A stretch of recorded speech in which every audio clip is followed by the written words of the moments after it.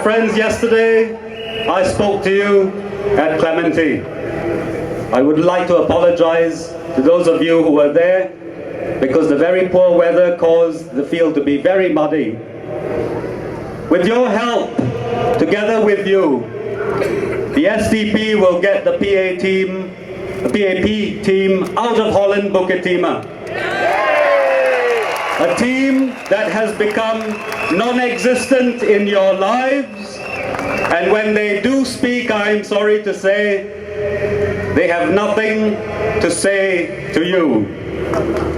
While we were at Gimmo Market yesterday lunchtime, Dr. Balakrishnan and his team were also there. But unfortunately, before we could go and say hello to him, he and his team ran away. Today he was at Rail Mall conducting an opening ceremony, probably his last. Again, he was afraid to say hello to our people there. But before I get into my speech, let me again apologize for the muddy ground yesterday and also today. The SDP can get Dr. Balakrishnan and his team out of Holland-Bukit, Timah. In fact, we already got him out of Gimmo and Rail Mall. But my friends, we cannot stop the rain, although we will have a policy paper on that very soon. But there is another thing we cannot do, which you have to do yourselves. The PAP has used, and we have heard Mr. Cheng give us a first-hand account of it, many, many methods over the last 52 years to frighten you. My teammates and I today have focused on this aspect of government in Singapore because that is the root of the PAP's power. Not the raising of the prices of your flats, not the stability that you guarantee rather than them, but the fear that they have put into our hearts over 52 years. In the 50s, they told our grandparents that if they didn't vote for the PAP, there would be colonial domination. In the 60s, they told us that if we didn't continue to support them, the communists would come down from Vietnam and there would be no more rice. In the 70s, they said we were susceptible to Euro-communists who would take over the government. And in the 80s, they accused So Lang, Vincent and their friends of a Marxist conspiracy to overthrow the state by force. In the 1990s, they told us our jobs were at stake if we voted for the opposition. And today they say to us that the values of our homes are at stake and that Mas Salamat might have escaped if they weren't in power. Mas Salamat did escape. Twice. Today they are telling us if we vote for the alternative parties, we will live to repent. But they didn't say how we would live to repent. I think they will regret it more. $3 million is a lot of salary to lose. But they didn't just tell us. They also showed us examples of how they deal with people who disagree with them. In the 1960s, they threw more than 100 people into jail, including Dr. Janil Puthucheary's father. Dr. Puthucheary is now their candidate in Pasir Ris, Punggol. In the 1970s and 80s, they put more people into jail, including Vincent and So Lang. None of these people did anything wrong. None of these people broke any laws. Mr. Chia Tai-po was in jail for 32 years. But today, my friends, there are no more Chia Tai-pos in our country. They have frightened us into thinking that without the PAP, the value of our lives will go down. You will lose your job. You will lose your business license. Your child will find it difficult to get into the school of your choice. And when you have no school and no home, no business license, and you're still standing tall, they will bankrupt you. And when they have taken away your money and you are still standing tall, they will send you to the Whitley Road Detention Center. Now, I have listened very carefully to what Dr. Ang said earlier from a psychiatric point of view.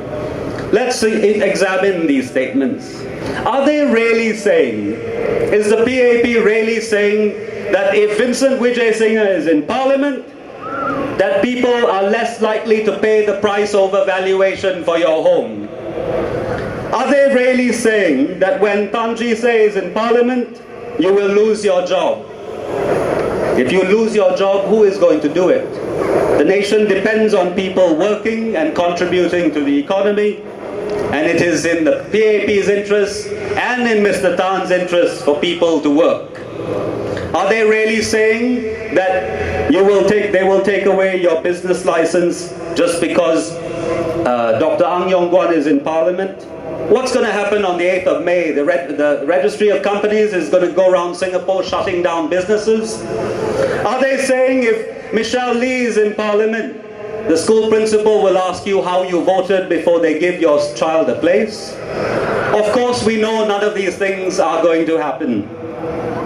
Because even when my teammates and I are in Parliament, the PAP itself will want to protect the value of their own investments, their own homes, their own directorships. People still believe that the vote is not secret. People believe the government will check who voted for whom. But then some people also believe in UFOs. Now, I'm not trying to be funny, this is a serious point. Fear, as Dr. Ang told us, is an irrational thing. It is not based on a sober assessment of the facts. We have heard the Minister Mentor threaten us with knuckle dusters and hatchets and big sticks. And then finally, very recently, he threatened us with our own army. The important thing about these threats is that they are not true. Of course he doesn't have a knuckle duster. Knuckle dusters are illegal in Singapore. But the important thing about fear is that we believe it and then act upon it. If you go into a dark room and you see what looks like a snake, you will come out of the room. All you do is switch the light on, and then you realize it's not a snake, but a coil of rope. The PAP's threats are like a coil of rope. They are terribly frightened that you will put the lights on, the light in your heart and in your head, and then you will see that those threats are harmless and will be harmless after the 7th of May.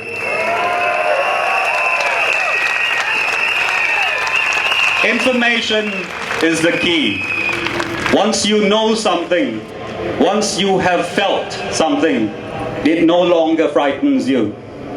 I am told by my colleague John Tan, who is a psychologist, this is cognitive behavior therapy. You change your mind, you get rid of your fear by acting as if the fear does not exist. Like the PAP, just a coil of old rope. In the last few months, people have been thanking me for my courage in standing up for the people of Singapore. My friends, I am not courageous. And all I did was to switch on the light. I asked myself, what if I voted for the opposition? I asked myself, what if I joined the opposition? Sylvia Lim has been in the opposition for a long time, and Lee Kuan Yew did not use his knuckle duster on her. She is still in the opposition, still in Parliament, and still in Temasek Polytechnic. I joined the opposition and no one sacked me from my job. I joined the opposition and no one follows me in an unmarked car. What did it do to me? It has liberated me. It has allowed me to experience what is on the opposite side of the PAP. Nothing. Absolutely nothing. Which means that the divide between voting for the PAP and how you want to vote is a dark room with nothing in it except a coil of old rope. I can tell you from this place, and I ask you to go home to your families and your communities and tell them too, your vote is secret. No one will check how you voted. And we know that in this election, Marua, the human rights charity in Singapore, will be checking the elections to ensure that there are no shenanigans, no one looking at your vote paper on Sunday morning, no one reporting to Mr. Shanmugam and Mr. Wong Kan Seng. My friends, Mr. Wong Kan Seng cannot keep one man in a high security prison. He cannot monitor 2 million votes. And, my friends, the world is also watching these elections. In 2006 and in previous elections before that, it took days for information to leave the country. Today, the internet has reduced that to seconds, and the PAP knows that. But the PAP also knows that it doesn't have to check your vote. All it needs to do is plant an idea in your head. Switch on the light and you see it was just an idea. I want to say to you from this place, it is not by speaking up that your home, your job, and your children's school are in trouble. We all saw what happened in the Philippines in 1986, in Indonesia in 1997. Until people were willing to speak up, their leaders were able to bully them, steal from them, and reduce the value of their national assets. We know what happened in China in 1949.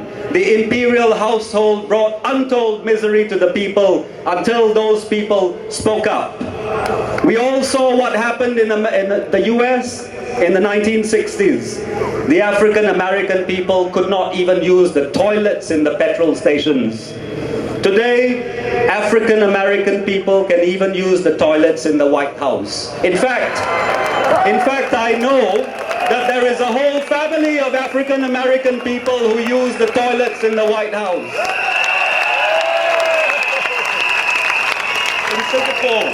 In Singapore, before independence, if you were not Ang Mo, you could not enter the cricket club.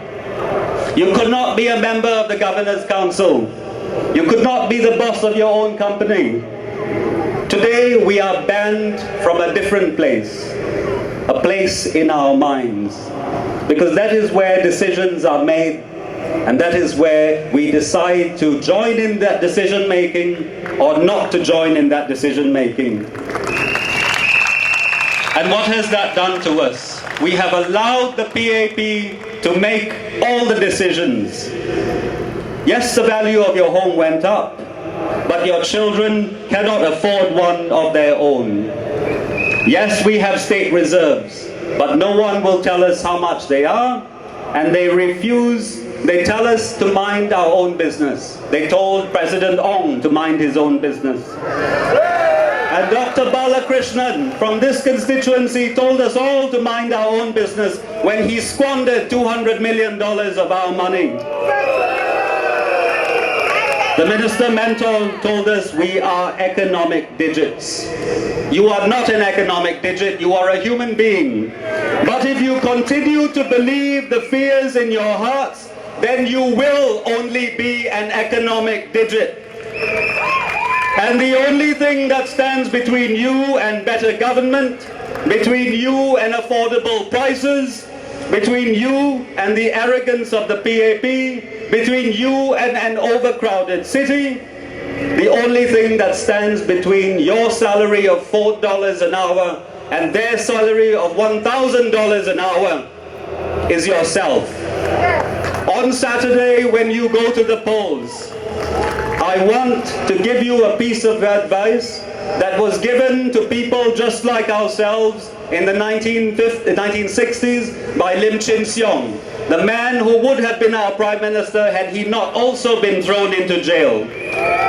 He said, "Saya masuk first gear, lu jangan gostan." Meaning, when your leaders step up to take you forward, don't throw yourselves into reverse.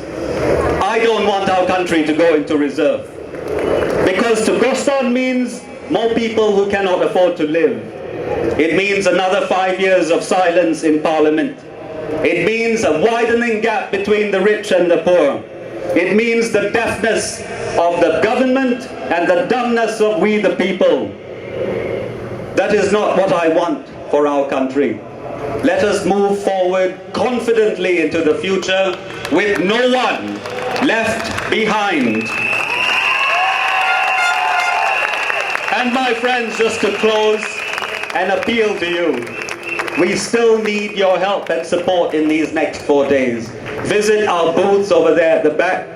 Go and look at our website and read our policy proposals and come forward to volunteer. We need polling agents to ensure there are no shenanigans at the polling centers, and you need to do that for us. Thank you very much and good night.